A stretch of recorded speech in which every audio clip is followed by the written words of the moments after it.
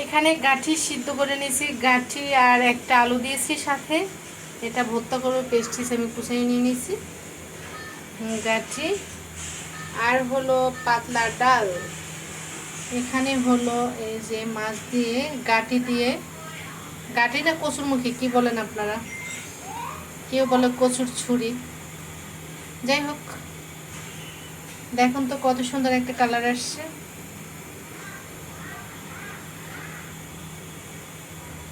এটা আমি রান্না করছি বড় কাতল মাছ দিয়ে।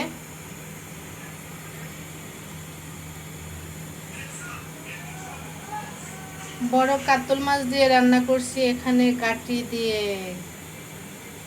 আর হলো গাটি আর আলুর ভর্তা,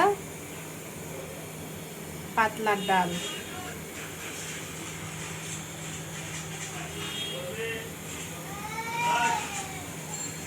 তো ধন্যবাদ সবাইকে।